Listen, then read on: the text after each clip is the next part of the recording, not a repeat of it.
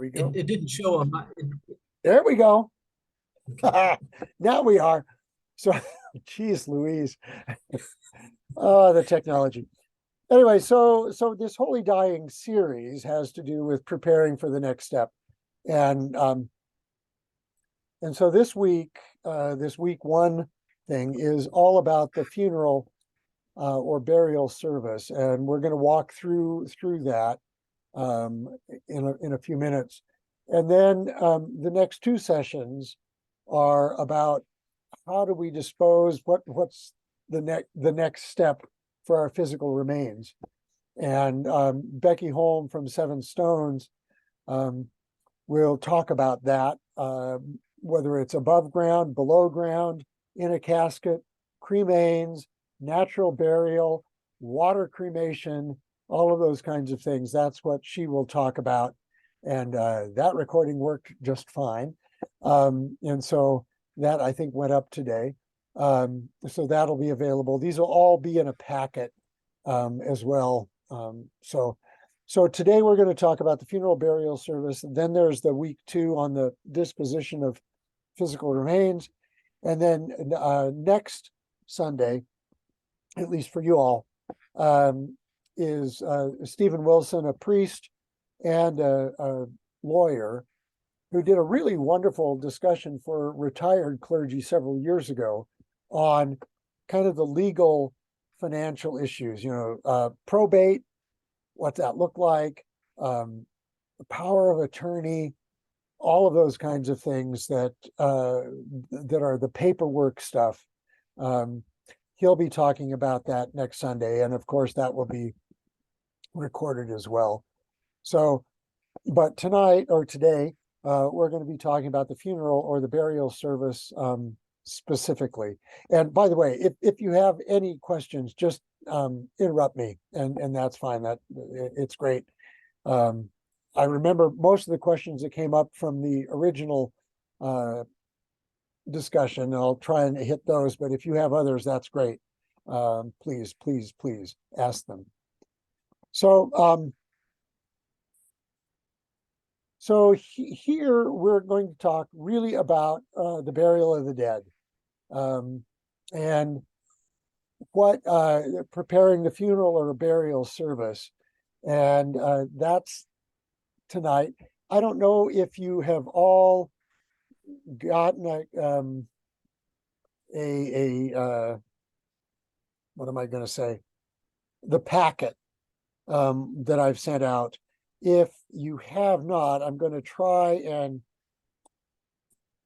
put the packet in the chat. If you can download that, if you haven't already, you might want to do that because I'll be referring to it.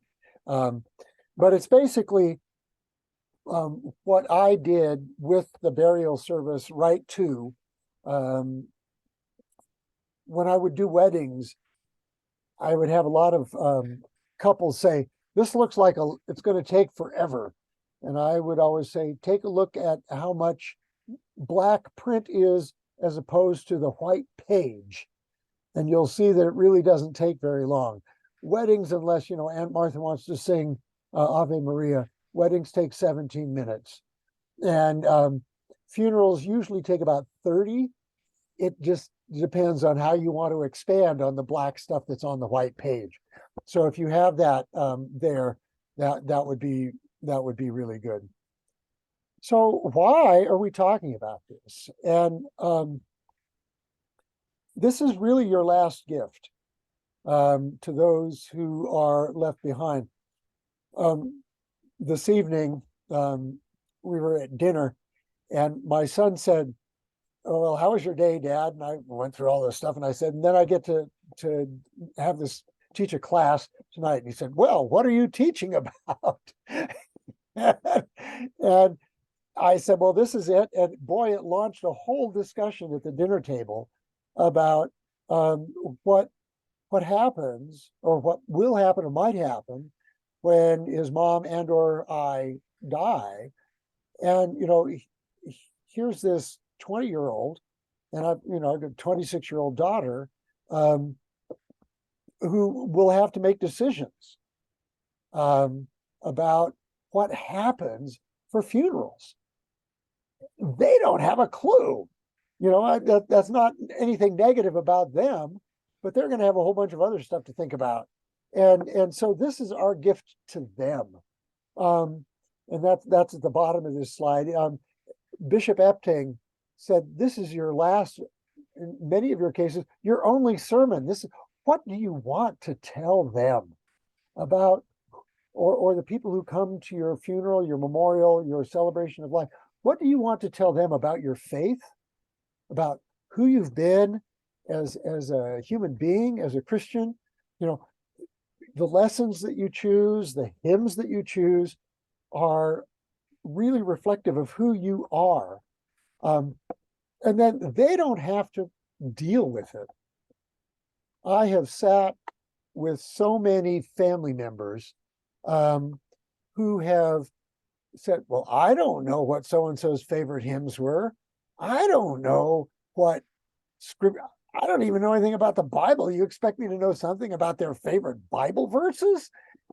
So, and the angst in those folks has been pretty great. And I just keep telling it's okay. But if I can give my children or my next of kin, my wife, the not having to make these decisions because I have made them, that is a huge gift. Now, of course, they can do whatever they want, and I can't do much about it at that point. But at least this relieves them of the burden of having to do all of that. But it's also a gift, and I'm flipping obviously the order of these. It's also a gift to yourself to sit down and to take some time. What's your life? What's your faith? What has it meant? And how do you want to sort of, what do you believe? How does that come together? I've done too many funerals where I know the person, but not very well. And I'm left to sort of bring that person's spirit into a funeral. And sometimes it's really hard. And we'll touch on that a little bit later. But so this is your last gift to yourself, but also your gift to the next of kin. Whoever that may be. And, it may be that you've got a surviving spouse who can deal with this. It may be that you don't, whether your spouse predeceased you or we're both in a horrible car accident or something like that, and so whoever is left is going to be in the position and being asked by somebody like me or a funeral director, what do you want? What do you want for mom, dad, or those kinds of things? And so, this is your gift to yourself to really think about what's your faith meant, but it's also a gift to those who are following you. So, any questions at this point, just to make sure that I'm not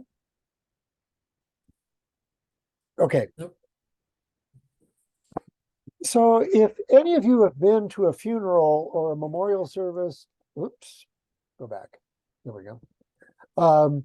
That I have done at Good Shepherd, you will know that I always read this statement. This is at the back of all of the funerals, on the right one, right two, and if any other sort of instructions. This is kind of note on page 507.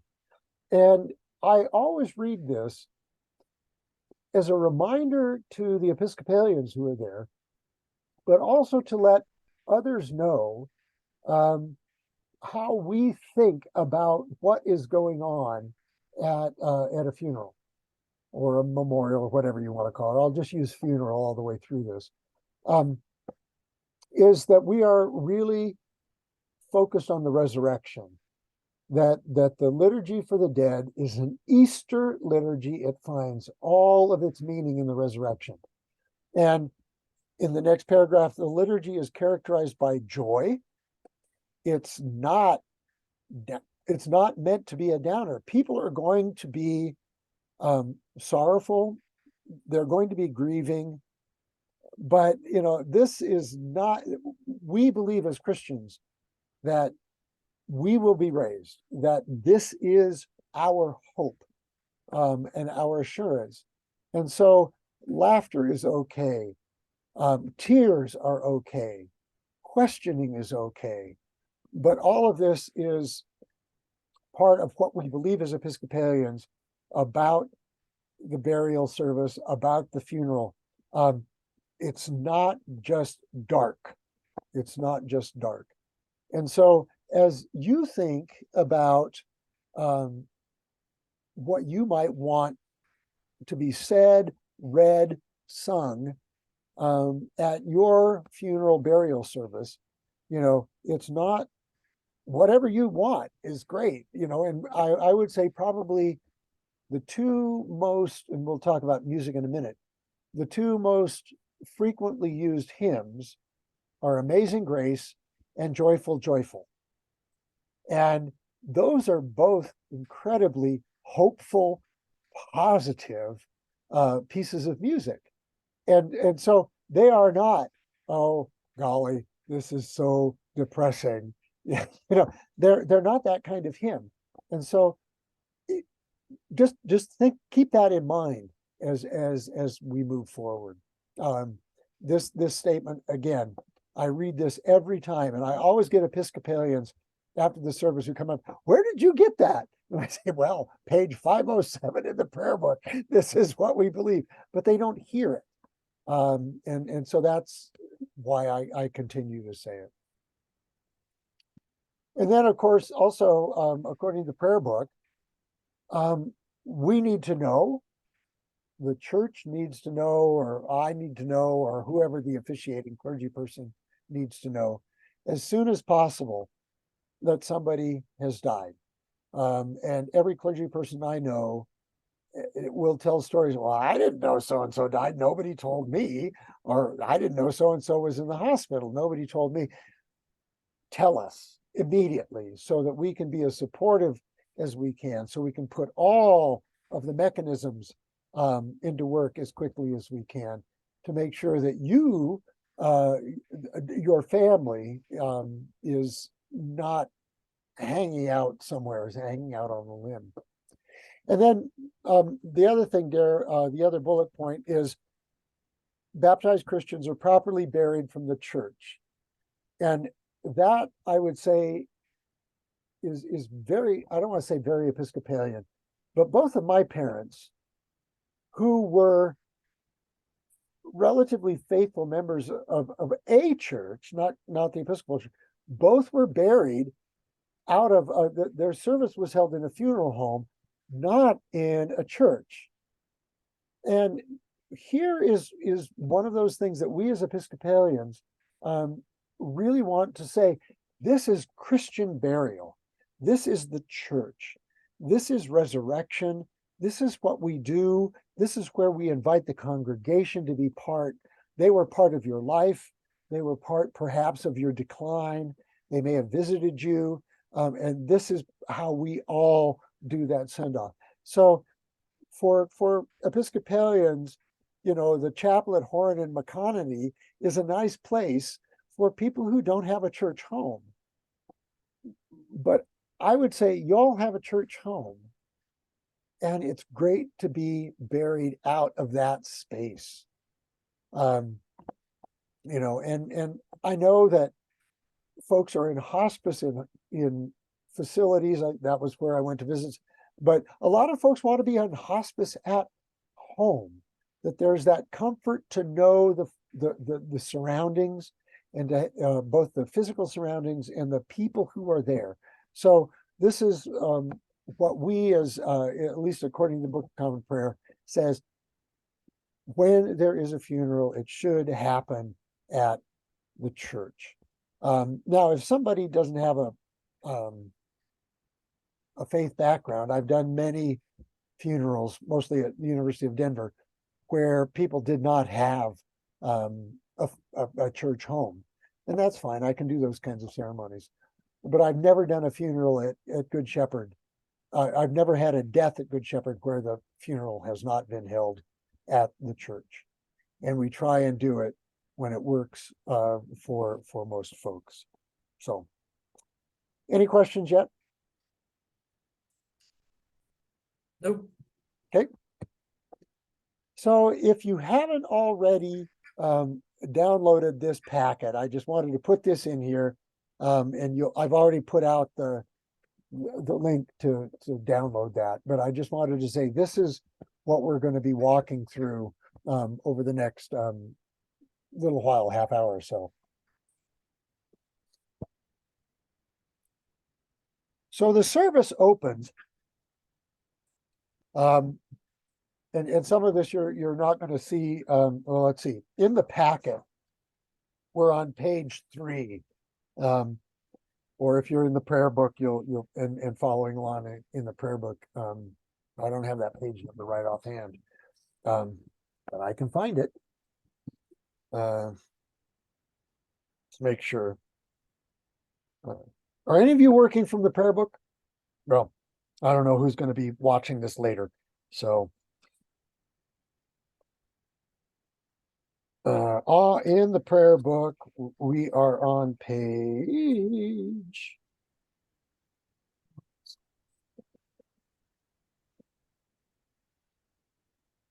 491. 491 in the prayer book. And I had a professor in seminary who said that the hardest thing about liturgy is knowing how to begin and how to end. Everything else in the middle, we can figure that out. But how do you get into the service and how do you end the service? And so what we usually do as Episcopalians is that we sing a hymn. And in the packet there on page 3, well, I guess, burial 2, page 1. It's the third piece of paper. It says, all stand while one or more of the other anthems is sung or said. A hymn or psalm or some other suitable anthem may be sung instead. So one of the things that you need to think about as you work through the ceremony, and that's what the first 2 pages are, is a worksheet. Is do you want to where does music happen? And so there are a number of places where music can happen, and often one of the places is an opening hymn where people walk in. Then there are these liturgical pieces called anthems. That doesn't mean that they're sung, although they could be sung. And in the prayer book, there are 2. And so you see on the left-hand side of your screen, one that begins, I am resurrection and I am life. And then on the right hand of the screen, it says, in the midst of life, we are in death. It is your choice, or in the case of folks who I'm working with to plan a funeral, their choice, whether you use the one on the left or one on the right. A lot of times there will be a hymn and we will walk down, and then I will be at the altar and I will say one of these. I often counsel folks to use the one on the left, only because the one on the right means that I have to tell people to open the prayer book and to say the stuff that's in italics. So this is a call and response kind of thing. So the one on the left is something that I say or I could sing. I don't think I've ever sung it, but I could. And that begins the service. But you can have a hymn before that, or you could have a hymn after it. Sometimes if there's a body in a casket, the casket would go down the aisle and the officiating clergy person would follow it saying one of these anthems. But the one on the right kind of assumes that a lot of folks are Episcopalian and know how to do the call and response thing that we do pretty often. Does that make sense? Are there questions? I buried both my parents who were Episcopalians, but 80% of the congregation in Southeast Virginia was Baptist, and they're actually buried in the Baptist cemetery. Yep. And we dumbed it down, if you will, but Yep. that was the decision we made. No communion, very Yep. basic. And I think it was received better by doing that. Yep. Yeah, and we'll get to some of the as you put it, dumbing it down. Yeah. We'll get to that because I think that you can call it dumbing it down, but you can also say what's the pastoral alternative in situations like that. And I err to the side of the pastoral side rather than this is what the prayer book says. So that's me. You're not all will find, but how do you get in? How do you get everybody in the space? That's what we're talking about right here. Sometimes family want to walk in during the hymn. My experience has been that a lot of time family want to be out and see people outside or in the narthex, and then they'll go in and sit down, and then the service will start. Other times they want to walk in as the service starts. That's kind of the family's decision, although if you're writing this up for them, you could make that clear for them. So again, there's a hymn and or the resurrection anthem. Excuse me. Then you get to choose. And now if you've got the packet, we are on what it says down at the bottom, burial to page 3. Okay. There are 3 options for the burial of an adult, for the opening collect, the opening prayer. And you can choose either one of these.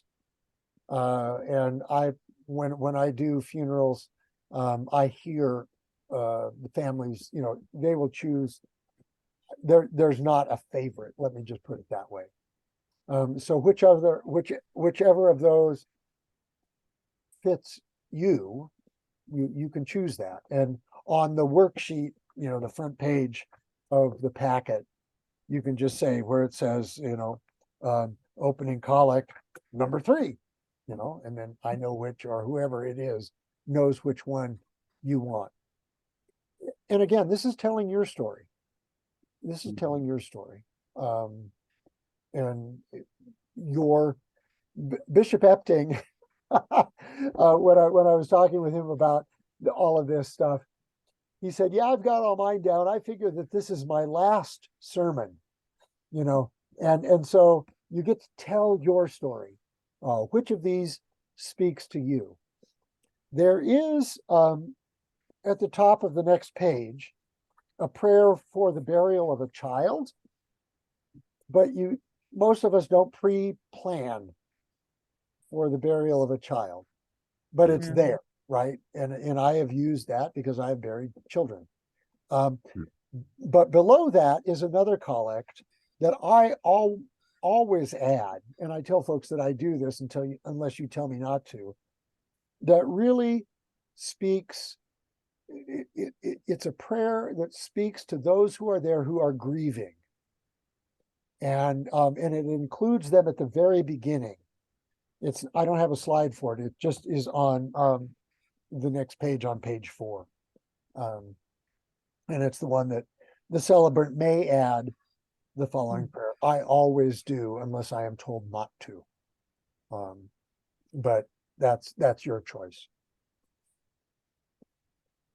And that's how the ceremony opens. And then everybody sits down and we get into the lessons. So here is a break. Are there any questions, comments at this point?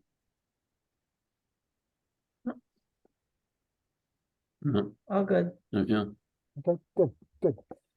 All right, I see we've had another person join, another household join. Glad you're here.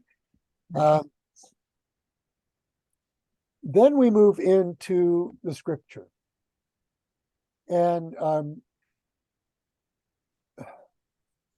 I want to say it's complicated, but it's not. There in the green bold there, it says, these are all Book of Common Prayer suggestions.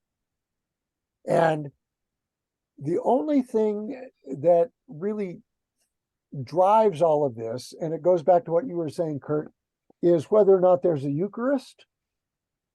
Because if there's going to be a communion, you have to use a reading from the gospel. Wow. Other than that, Mhm. you can choose a lesson from the Old Testament, a lesson from the New Testament, a lesson from the gospel. There are suggestions in the prayer book, or as you have it on the paper there. There are suggestions for the Psalms. You can use those or not. These are all what reflects who you are. What is this story you want to tell, this final story as people are there about you.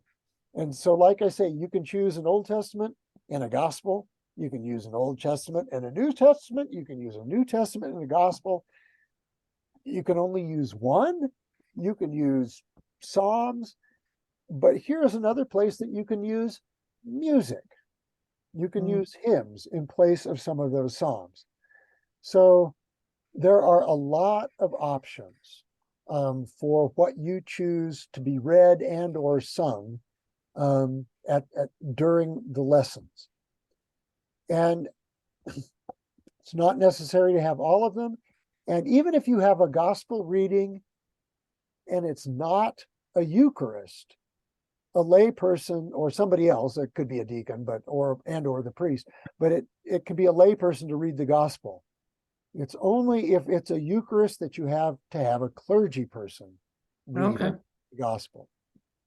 Gotcha. Okay.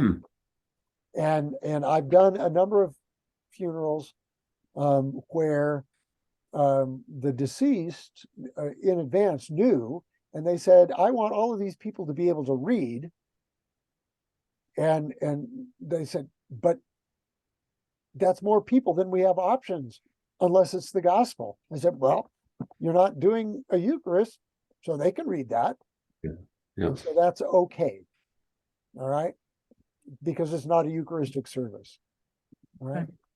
So I went to Jim Greathead's yeah, memorial, and I'm guessing he specifically wanted Rite One. Yep. Because I remember he did Rite One at that one. yeah. I'm only working through Rite Two. A lot of this is applicable to Rite One. But you would do Rite One if somebody wanted it, right? Oh, of course. Okay. Yeah. You know, and actually to that point, when I was talking with my son and Susan, you know, I have mine written down. I've I've already done this, and it's Rite One. I may go back and change that now, but I chose Rite One because I like the language and I like some of the theology, you know, so I chose that for myself. But that, you know, so yes, you're absolutely right. It could be Rite One. Yeah. And, you know, to your point there, Kurt, Jim or his family, but I think he was clear in advance that he wanted a number of people to be involved. And if I remember correctly, it was a while back, but I remember, you know, I think he wanted Whit to read the gospel. And you know, that was fine in that context, because I don't think we did a Eucharist. So Yeah. you know, and I think Whit was sort of sort of a little bit freaked out by that. And I said, it's okay, because that's the context of this service. Yeah. So you can put in music, you can do Psalms, you know, we can talk about that if you want to sort of go ahead and put this together in advance and say, how does this look? You know, we can talk about it. Yeah. So friends, family, and identifying them as quickly as possible is great, assuming you don't predecease them, but then nobody's surprised. Yeah.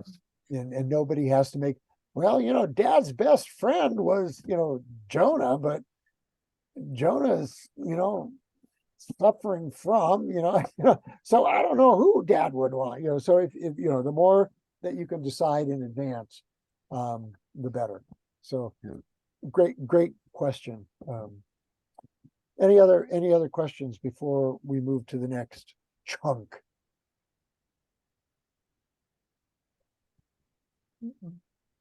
So then after the reading of all of the lessons comes the homily and or eulogies.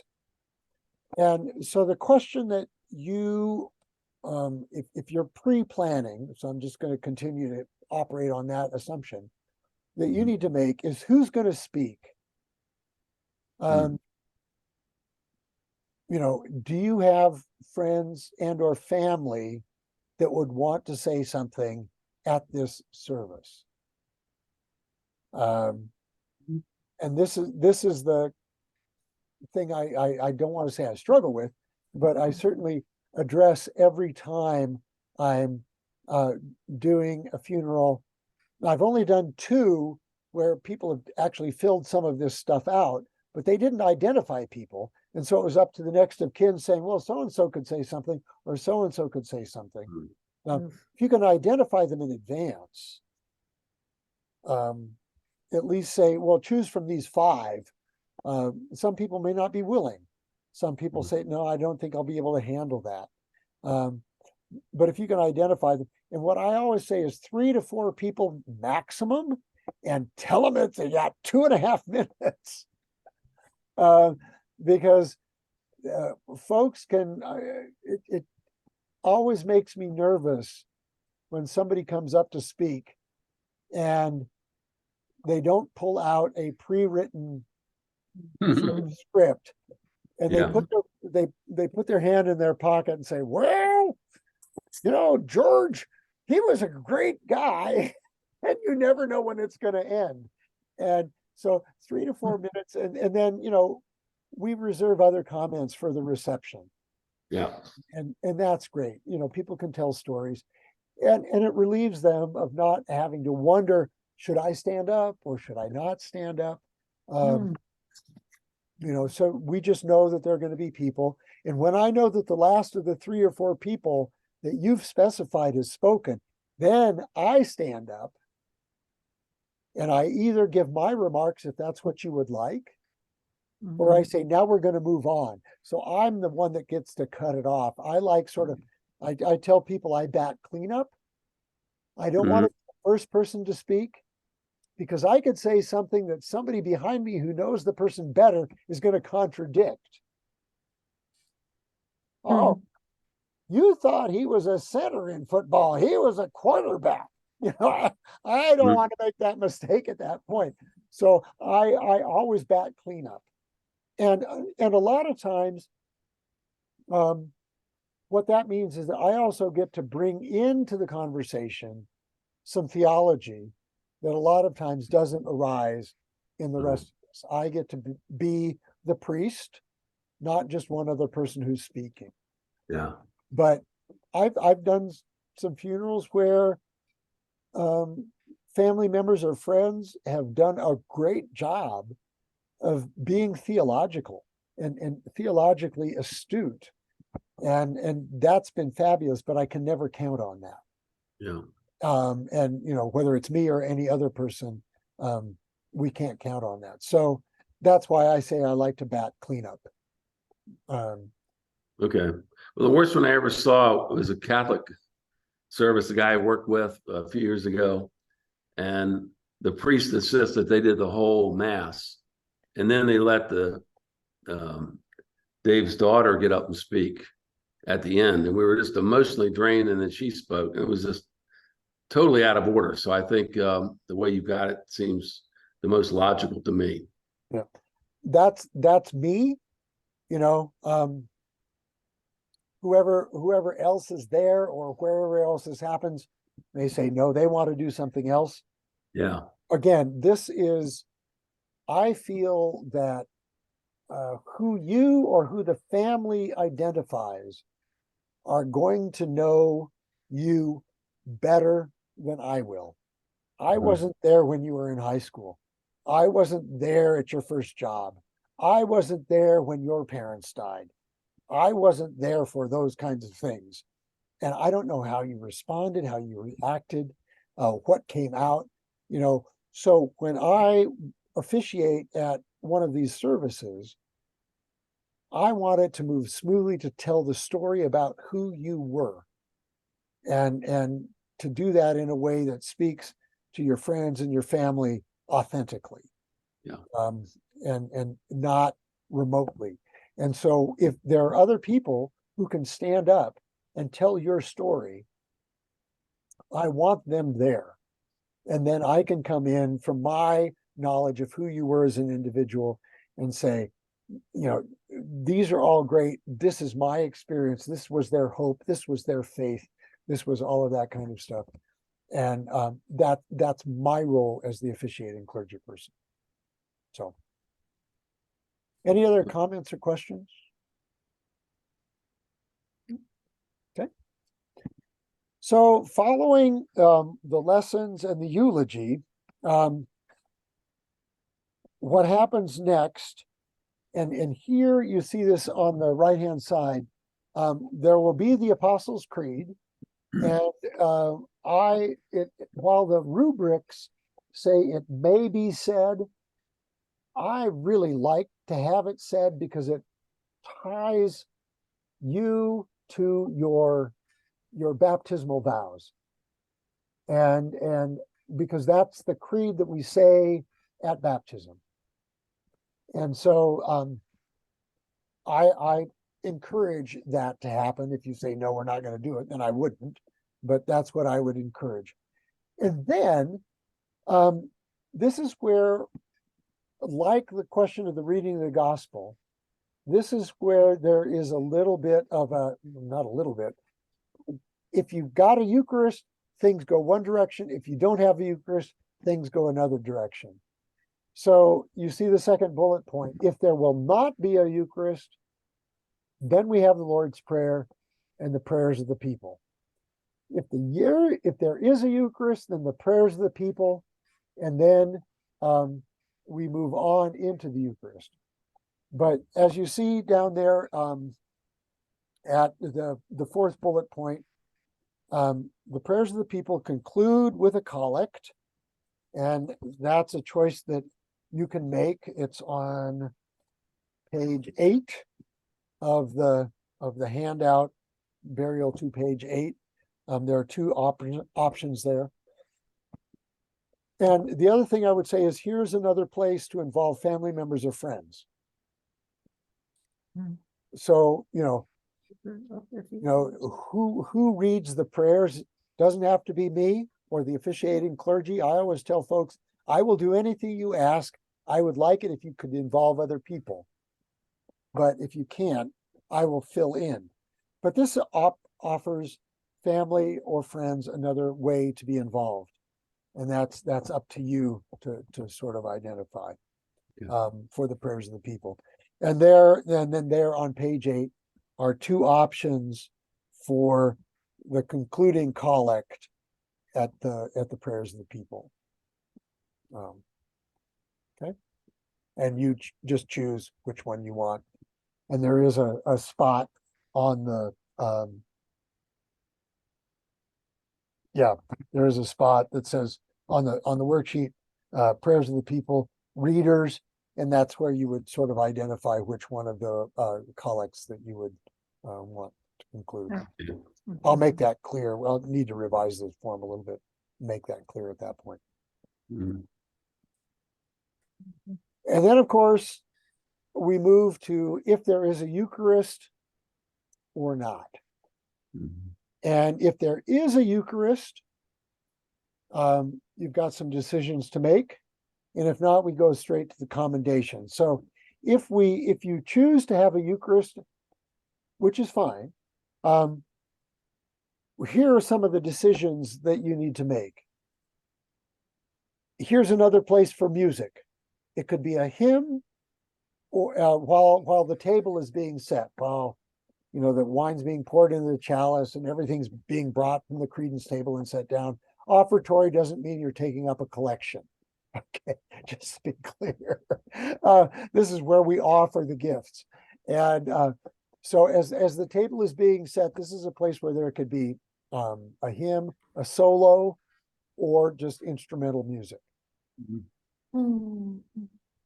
But then the question is, which Eucharistic prayer, A, B, C, or D? They all will get us to the destination. It's just they'll travel through different towns on the way. And so what's the scenery you want in terms of the Eucharistic prayer? Is the Holy, Holy, Holy sung or said? We traditionally at Good Shepherd, if it's going to be sung, use the tune Land of Rest. Da da da da da da da da da da da da da da da. A lot of people have heard that tune. It's a simple tune, even if you're singing different words. So that's the one we often use, but there are any number of those that you could use. I'm not pushing us that way, but a lot of times family doesn't want to make that decision when they're trying to figure out what Uncle George wanted. So we just sort of default to that. And then as people come up to receive communion, what kind of music do you want? Another place for a solo?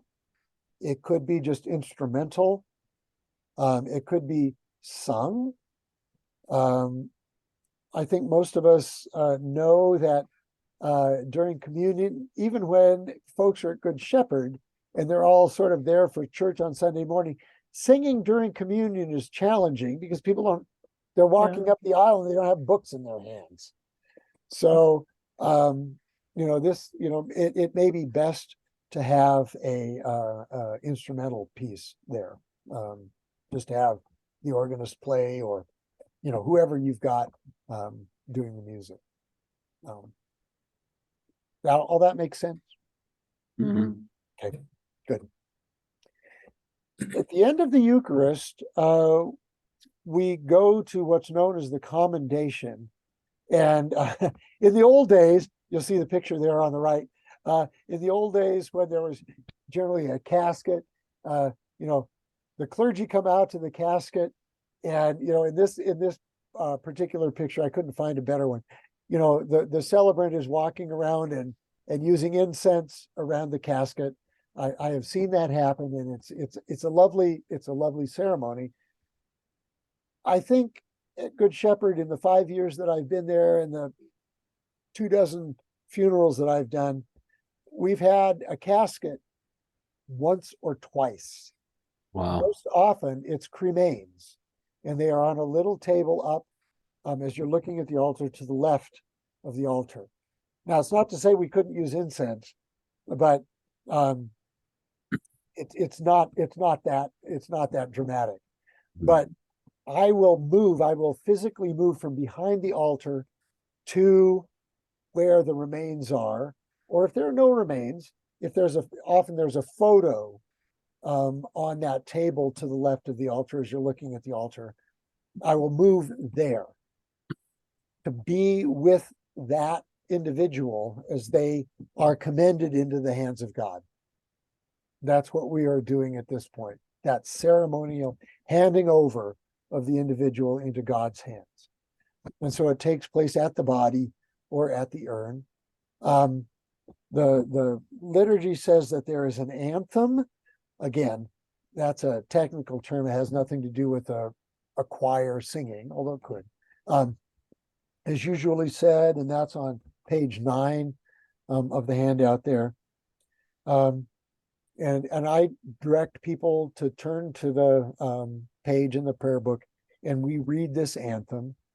And then there is a prayer there again at the bottom of page 9. Into your hands, O merciful Savior, we commend your servant. This is that handing over from this world into the next, this life into the next, our care into God's care. That is this handing over. And then there is a blessing following that, and usually a closing hymn. Again, one more place for music to happen. Somebody asked, so can the offertory be omitted since it's not a monetary offering. So yes and no. If there is going to be a Eucharist, and this is only if there's going to be a Eucharist, there is still the setting of the table. And that is the offertory, the setting of the table, bringing the bread and the wine and setting it up on the table. That is the offering of ourselves represented on the table. Has nothing to do with money. And so that doesn't mean that we don't have to have music there. You can not do it you can do it with music or not, but music helps cover movement. So as I and or a deacon are up there sort of pouring wine and moving bread from this place to this place and doing all of that, that is the offertory. And sometimes music helps make it easier for folks to sort of recognize what's going on. And that is only if there's going to be communion. Other than that, there's no offertory. Remember when Bill Pounds passed away? And Bill Pounds, I don't know if you knew him, he was a very eccentric and kind of, always up to no good, always up to. I knew Bill. Yeah, great guy. But he, they did the offertory, and I guess, he probably had people there that weren't used to the church, so they grabbed the collection plates and we all dug in our pockets and put out money, going, this is strange. But, Bill was different, And I remember at the end they had to say, "Oh, we're giving this to charity," because it was like accident, but everybody dug in their pockets and put money in the plate. Well, that's great. I mean, if you want that, you just write it into your service that there will be an offering taken, and whatever comes goes to St. Clair's, goes to hospice, goes to the ASPCA. You can write that in. That's fine. But the only time you do an offertory is if there's going to be communion, and really it is an offering of ourselves. That's when we take up the money. And maybe I should preach a sermon on this about what is the offertory.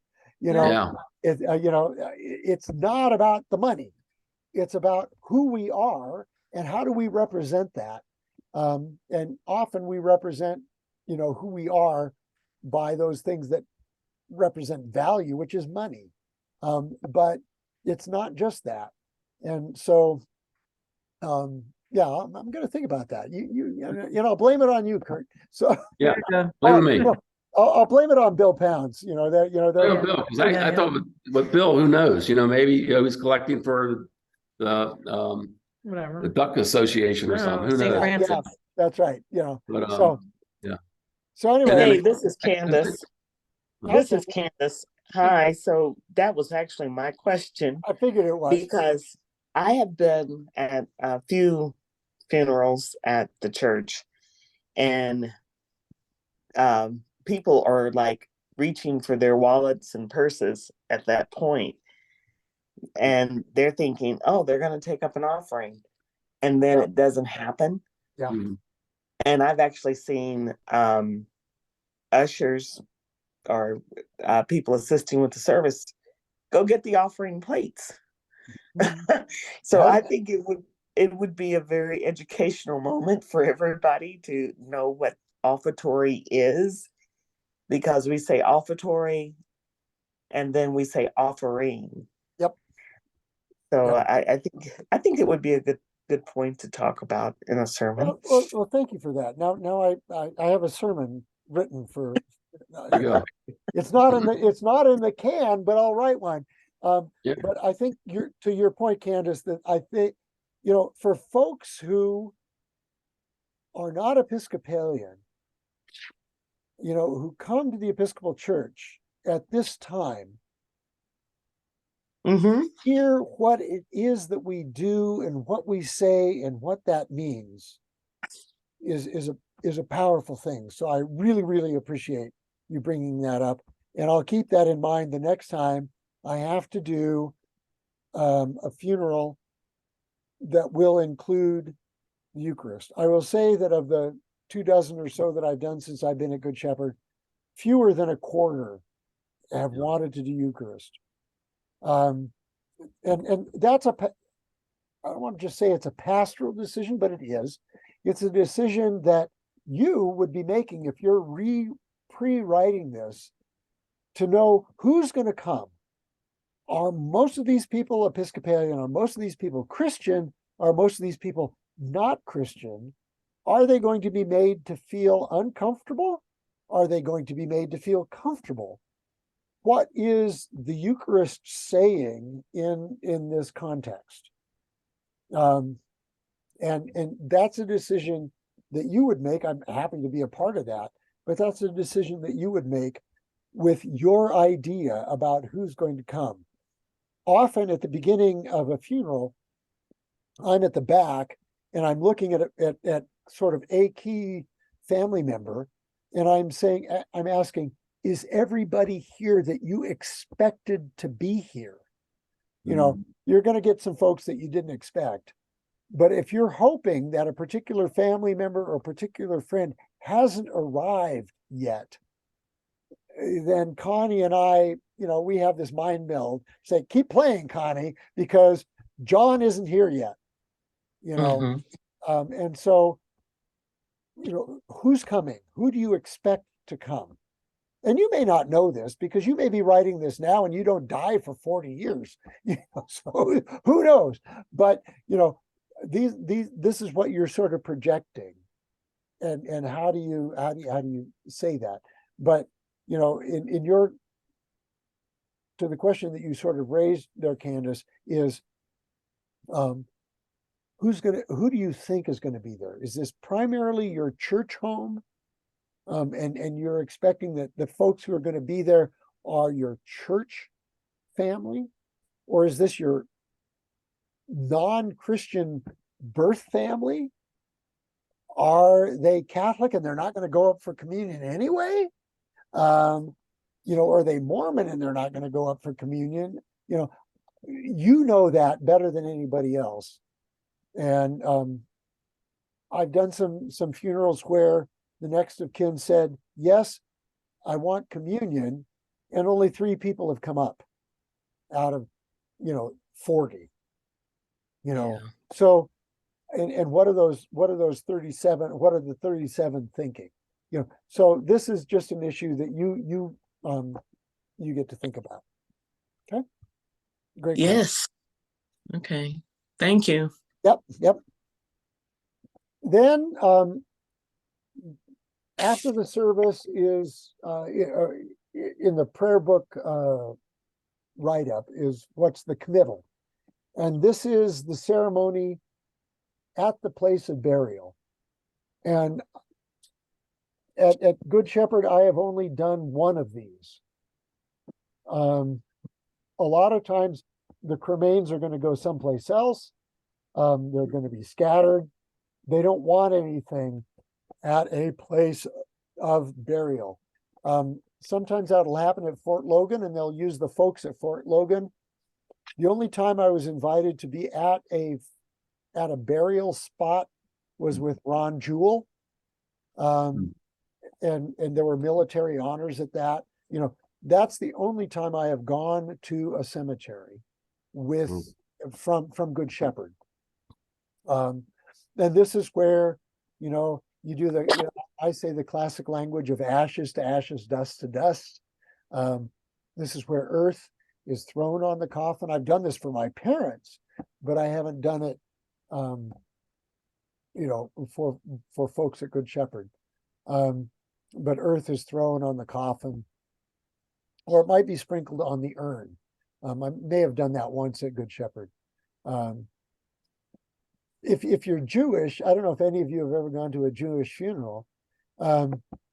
It's profound because every individual there is invited to come up and shovel a shovel full of dirt onto the coffin. Everyone. It's not a ceremonial thing. Everyone is invited to come up and do that. That's not our tradition, but so this is I don't want to say an add-on, because that's absolutely wrong, but I would, in my experience at Good Shepherd, like I said, I've only been invited once to a committal to do that. Now, that's up to you. And military honors clearly are possible. When Ron, he was Coast Guard, when Ron was buried, there was a Coast Guard folks there to help with that. And that gets me to this last slide, next to last slide, is, what are the other considerations you want to take into account? There are additional prayers in the prayer book. I didn't include them in all of in the packet. There are other prayers for those who are grieving or things like that. You can look at those. They can be added. Just let me know. If there are military honors, branch specific honor guard is available. So it's not just, a collection of a Navy person and an Army and an Air Force. If you contact Fort Logan, they have these folks, they will call them. And they will make sure that that happens. In the ceremony itself, I want it at the beginning, not because that's the right place. There is no right place, but a lot of times the honor guard has another one to go to, another funeral to go to.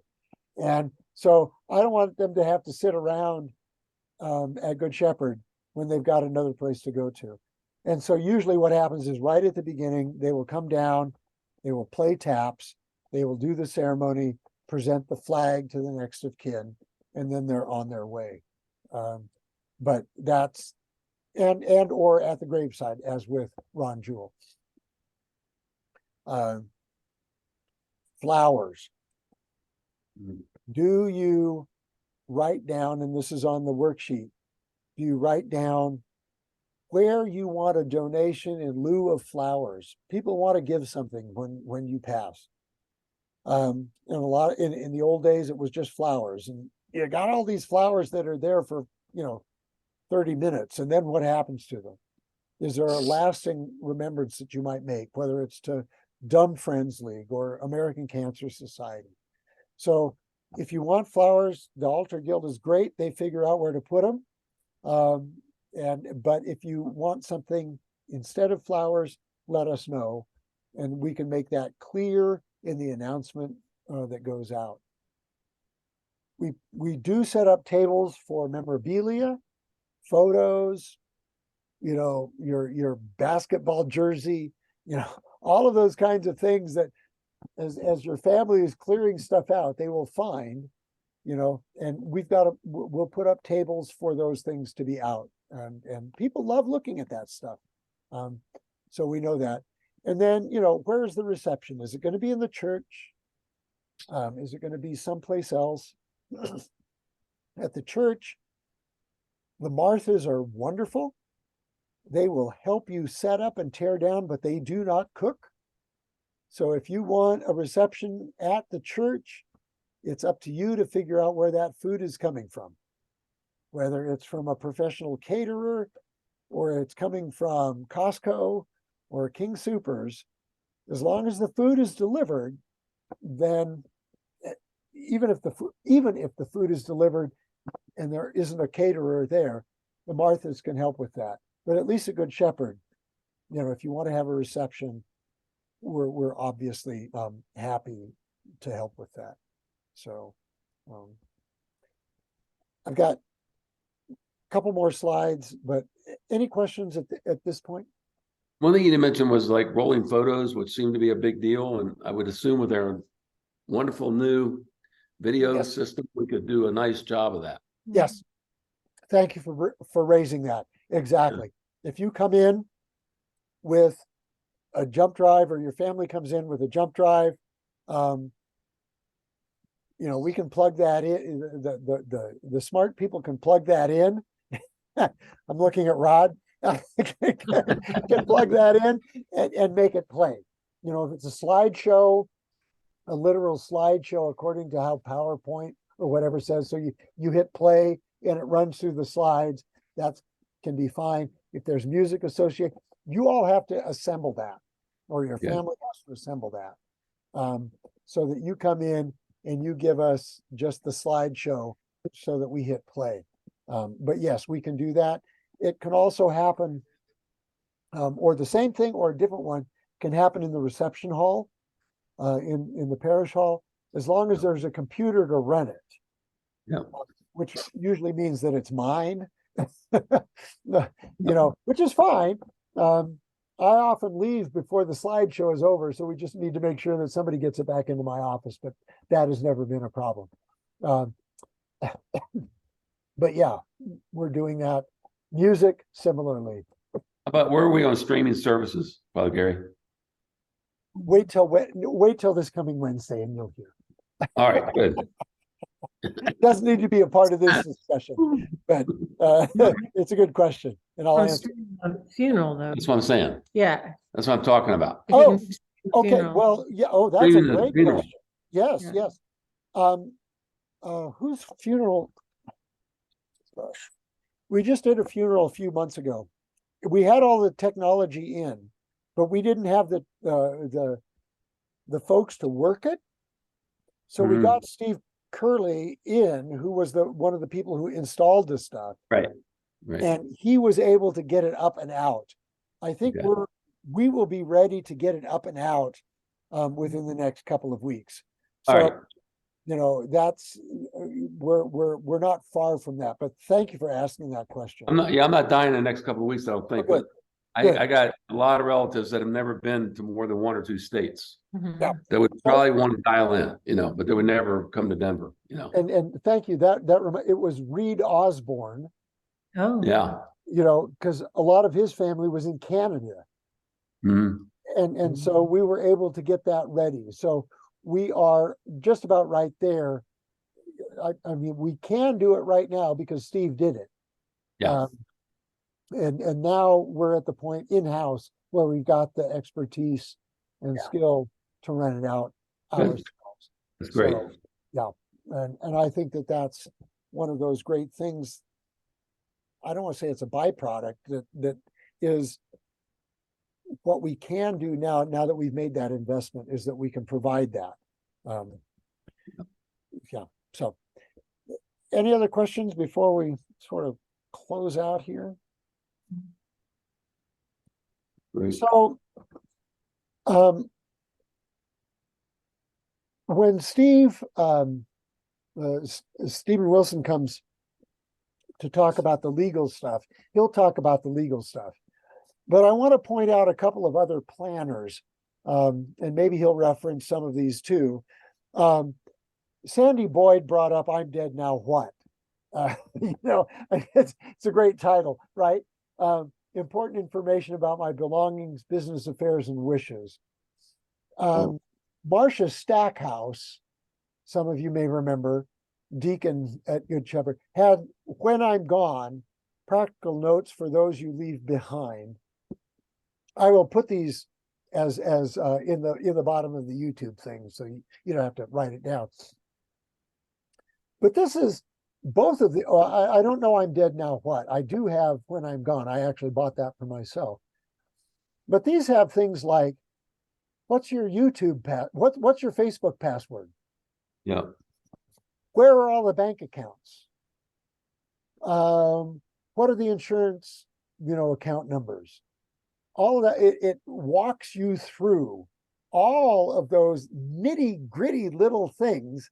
I keep getting birthday announcements for people who are dead because you couldn't go in and get rid of their Facebook accounts, and so either one of these, I would say, would help you locate in one place all of that stuff. Where's the will? What's the safe deposit box number? Where's the key for the safe deposit box? Again, passwords, all of that stuff. I've worked through the "When I'm Gone" book. I haven't worked all the way through it, but when Marcia showed that to me, I was just, wow, this is exactly the kind of stuff that you would want to be able to leave. I know that I keep all of our financials. I know where all of the passwords are. I do all of this stuff. Susan doesn't know, and what do you do in that case? I'm not being critical of Susan. If anything, I'm being critical of myself for not sharing this information. But where is all of that stuff stored? And what do you do with it? So both of these books, I think, just assuming from what I've heard, I'm dead. Now what I've heard about that, it would be the same kind of thing.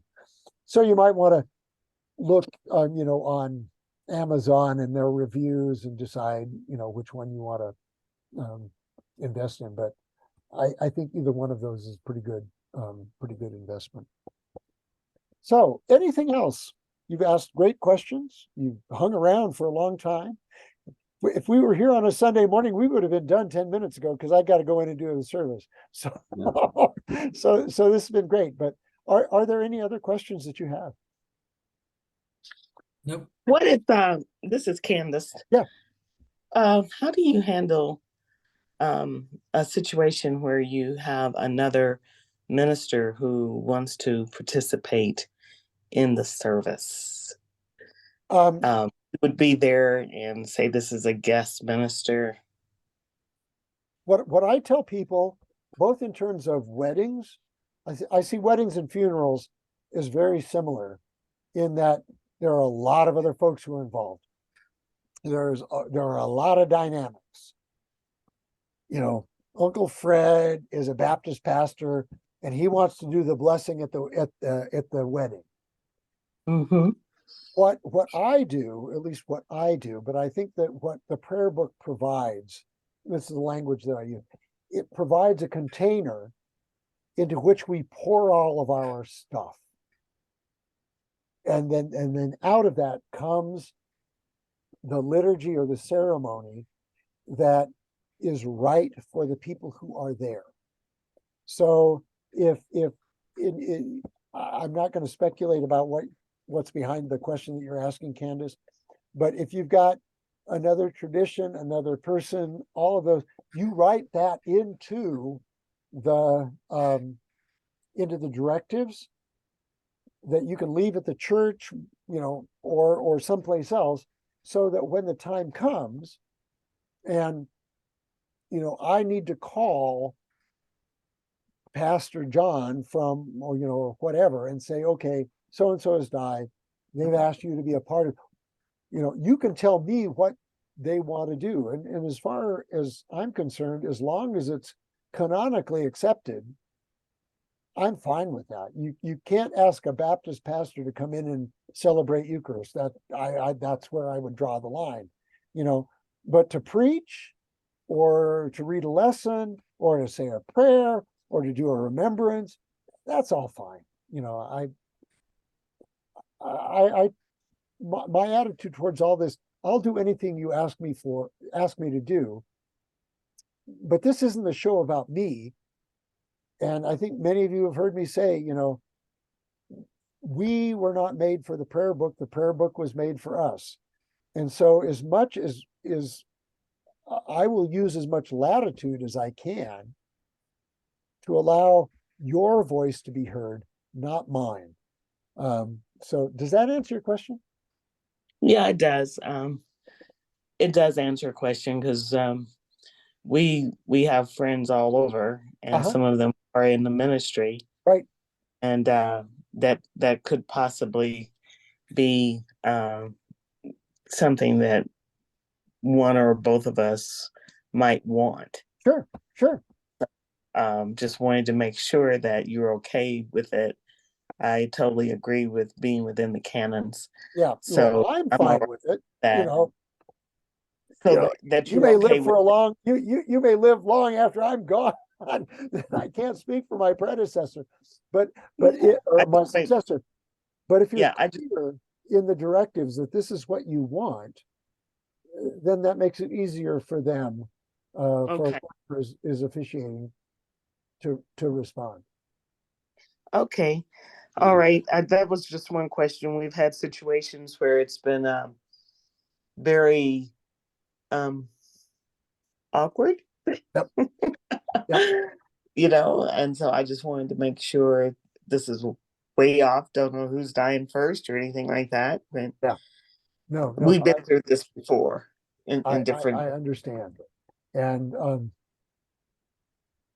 when it comes to weddings, and especially when it comes to funerals, the people who are involved, directly involved, as far as I am concerned, they run the show, as long as it works within the canons and within the prayer book, you know. So, like I said, this is the box into which we pour our stuff. You pour your sorrows, in this case, your sorrows, your heartbreak, your grief. And how do we let everybody get into that without forcing them down a particular road? And so, yeah, as long as, if it's up to me, pastoral stuff wins out all the time, all the time. Okay. All right. That answers my question. Thank you. Good. Any others? Or shall we let Rod go to bed in Atlanta? Yeah. Oh, wow. I didn't know you were in Atlanta. Okay. We'll let you go to sleep. Okay, Good deal.